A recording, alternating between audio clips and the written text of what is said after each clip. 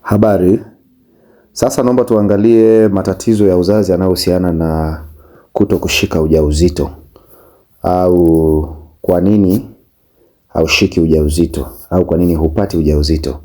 Hapa tutaangalia sababu mbalimbali, lakini pia tutaangalia namna ya kukabiliana na tatizo kama hili. Lakini lengo kubwa ni kuhakikisha kwamba unasaidiwa na unatoka kwenye hiyo changamoto. Kwa sababu ndoto ya kuitwa mama inawezekana kwa kila mwanamke.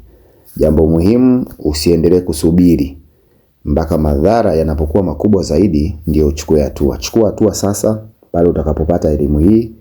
Angalia ni kwa namna gani elimu hii itakusaidia. Sasa tunapozungumzia kushika ujauzito au kushika mimba, unapaswa kutambua kwamba huu ni mchakato.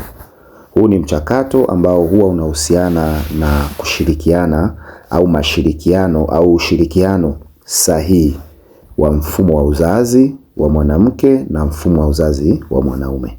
Sasa kwa wanawake wenye mzunguko wa kawaida ule ambao unatambulika siku 28, uwezekano huu wa kushika ujauzito au kupata ujauzito huwa unakuwa mkubwa zaidi, hasa kipindi kile cha upevushwaji wa yai.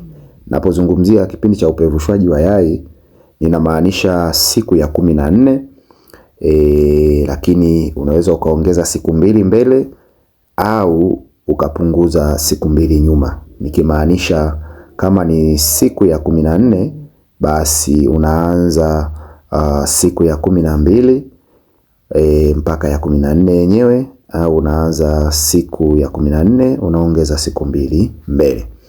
Hata hivyo, kwa baadhi ya wanawake au kuna baadhi ya wanawake ujauzito haupatikani hata baada ya kushiriki tendo la ndoa, labda hata kwa zaidi ya mwaka mmoja.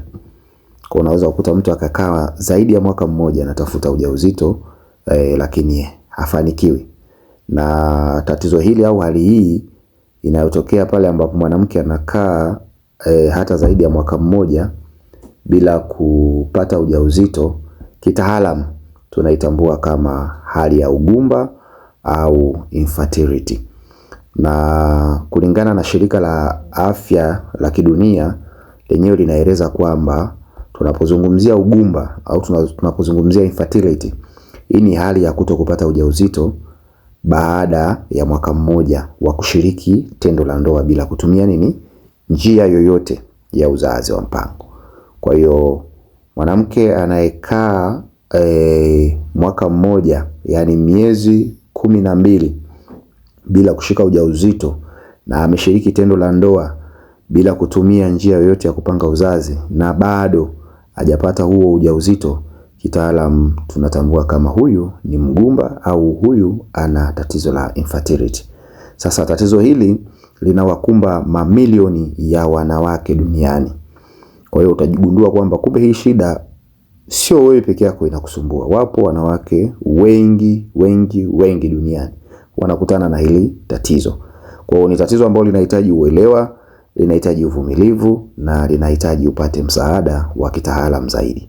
Sasa kulingana na takwimu za kimataifa na takwimu za nchi yetu, ni takribani wanaume na wanawake milioni 48 duniani kote huwa wanakutana na hili tatizo.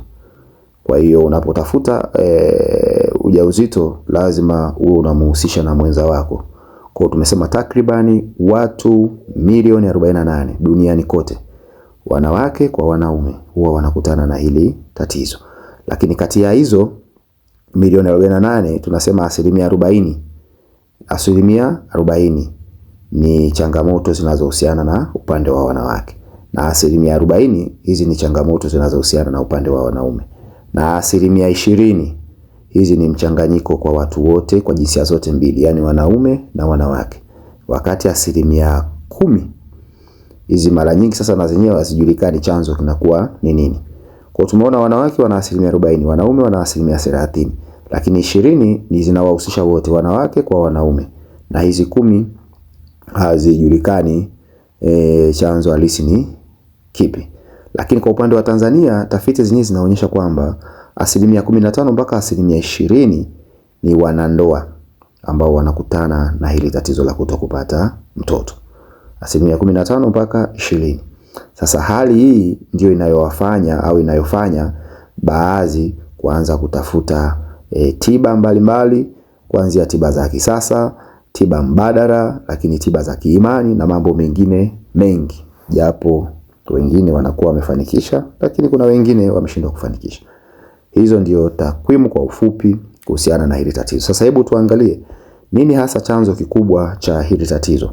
Sasa tunapozungumzia matatizo ya kutokushika ujauzito, chanzo hasa kinaanzia kwenye matatizo ya ovulation au matatizo ya upevushaji. Matatizo ya upevushaji maana yake yai linashindwa kupevushwa.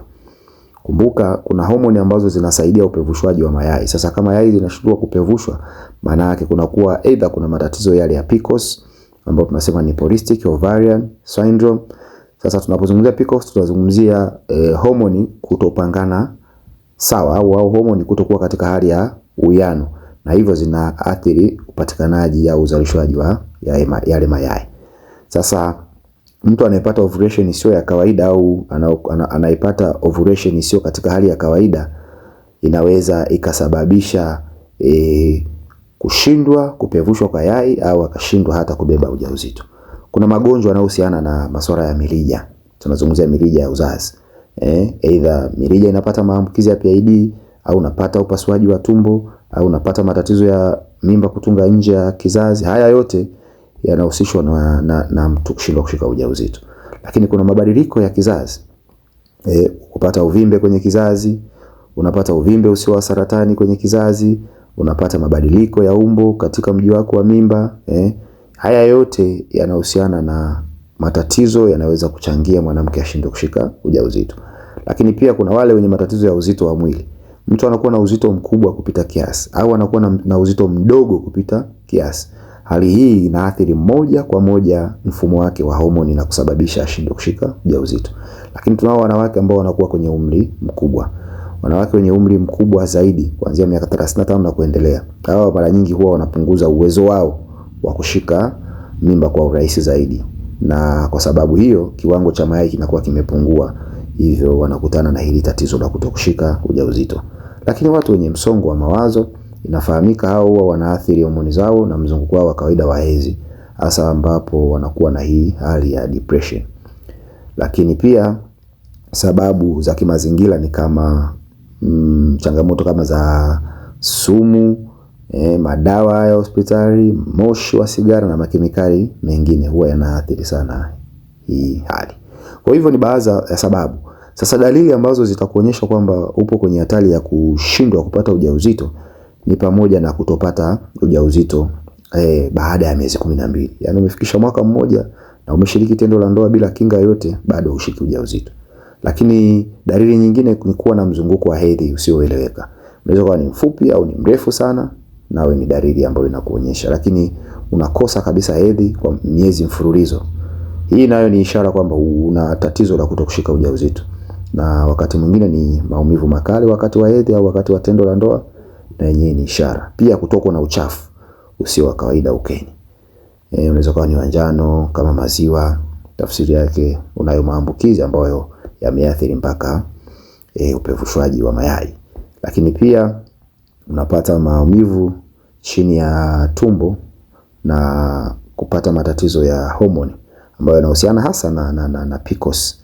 Na hii pia ni sababu nyingine inayoathiri hali ya namna hii. Watu walio katika hatari zaidi ya kupata hili tatizo ni wanawake wenye umri zaidi ya miaka 35. Lakini pia ni wanawake wale pia waliowahi kuugua magonjwa ya zinaa bila kutibiwa. Lakini pia wale wenye mtindo mbaya wa maisha, sigara, pombe, uzito kupindukia, na hawa pia wapo kwenye hiyo hatari ya kushindwa kushika ujauzito. Lakini waliowahi kupata matatizo ya mimba kutunga nje ya kizazi au kufanya upasuaji wa nyonga, hawa nao pia wanapata tatizo, na wale wenye historia tu ya hali ya ugumba kwenye familia. Madhara ni pamoja na mwanamke kuwa na msongo wa mawazo na huzuni, hasa kwa wanandoa, kuvunjika kwa ndoa nyingi, tunafahamu hilo, na migogoro ya kifamilia ni mingi. Unyanyapaa wa kijamii, tunaona watu wa namna hiyo wanavyonyanyapaliwa, hasa wanawake. Mtu anatumia pia fedha nyingi kutafuta tiba, mara nyingine anaenda kwa waganga huko, tunafahamu hayo mambo. Lakini pia kupunguza au kupungua kwa kujiamini. Yeye mwenyewe anaanza kupunguza kujiamini. Kwa hiyo na kama kwenye mahusiano basi anaharibika. Hizo hali tunazifahamu na wengi mnashuhudia. Kwa hiyo suluhisho na mshauri ni nini? Hebu fanya uchunguzi wa kina juu ya afya yako. Fanya vipimo vinavyohusiana na uzazi vizuri. Acha mambo ya kuambiwa. Fanya hata saundi vizuri. Fanya kipimo kinachohusiana na mirija yako ya uzazi. Lakini fanya vipimo vinavyohusiana na mbegu kwa upande wa mwanaume. Lakini pia pata matibabu kulingana na chanzo cha tatizo lako. Pata matibabu kulingana na chanzo cha tatizo lako. Usimeze tu dawa mradi umemeza. Hakisha unapata matibabu yanayoendana na chanzo cha tatizo lako.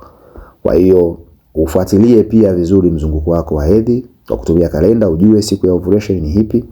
Lakini pia epuka msongo wa mawazo na kama mazingira ambayo nadhani ni rafiki. Pima afya yako ya uzazi kama nilivyozungumza mara kwa mara. Hii ni njia nzuri sana ya kujua tatizo linaanzia wapi.